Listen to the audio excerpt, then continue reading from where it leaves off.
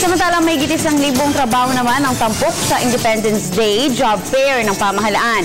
Pinakamaraming trabaho makukuha sa Metro Manila. May ulat ang aming kasama si George Bandola mula sa Rizal Park Live.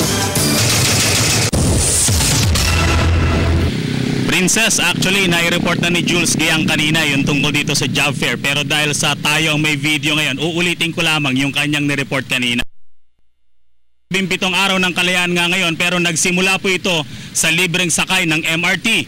Ang MRT ay nagkaroon ng libreng sakay nga kanina mula alas 7 ng umaga hanggang alas 9. At magkakaroon rin ng libreng sakay mamayang alas 5 ng hapon hanggang alas 7 rin ng gabi para sa ating mga mananakay. Ito po'y bilang handog ng MRT nga ngayong araw ng kalayaan. Ikinagalak naman ito ng maraming mga sumasakay, lalong-lalo na yaong mga may trabaho o may pasok ngayong araw na ito. Ito rin pong MRT ang ginamit ng karamihan sa ating mga kababayan na nagtungo ngayon dito sa bahagi ng Luneta o ng Rizal Park para sa pinakamalaking job fair dito po sa ating bansa.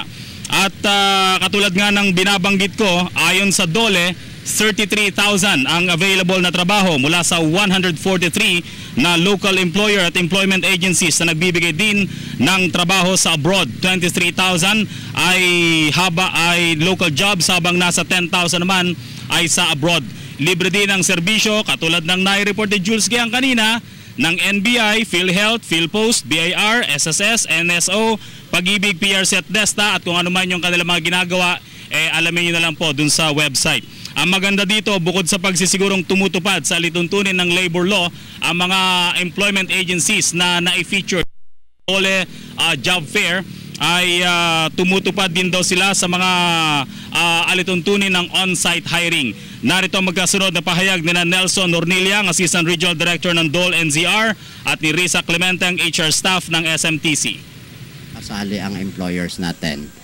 Sinisigurado natin na yan ay na-assess natin as to compliance sa labor standards and occupational safety and health standards. So we can say na most of them ng participating employers natin ay na joint assess na natin at compliance sa labor standards. Tapos kung yan naman ay overseas employment agencies, OEA ay sinisigurado na lahat ng imbitado nilang license overseas employment agencies are valid ang kanilang registration as well as yung mga job order nila ay totoo. Hiring, we do ask for the resumes of the employee. Also, we do initial interview and screening of the employees as well. And then right there, we would decide, or we will see if the employee is, the applicant is rather qualified or not. So if ever naman na qualified siya, we would interview them and then diretso na schedule them for an exam, interview, and then okay na siya.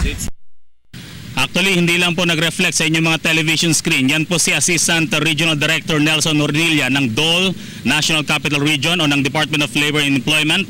At itong si Risa Clemente, ang HR staff ng isa sa mga pinakamalaking kumpanya sa ating bansa. Sinabi nitong si Assistant Regional Director Ornelia, 25% ng mga naghahanap ng trabaho o yung mga karaniwang nagtutungo dito sa kanilang job fair ang karaniwang natatanggap dahil nga dun sa on-site hiring at merong mga makalipas lamang ilang araw ay agad na tinatawagan ng kumpanya. Depende na rin sa kanilang eligibility at kanilang competency. Samantala ay pakibalik lamang po yung ating card dyan dun sa ilang mga job fair na nagaganap ngayon. Siyam na rin pa sa bansa. Kung susumahin kasi, ngayong araw po ng kalayaan, malayang maghanap ng trabaho at malayang magkaroon ng tsansang matanggap mula sa 131,000 available jobs na nakalaan. Ang pinakamalaki po dito ay sa General Santos City at dito nga sa Metro Manila o kaya sa Cebu City.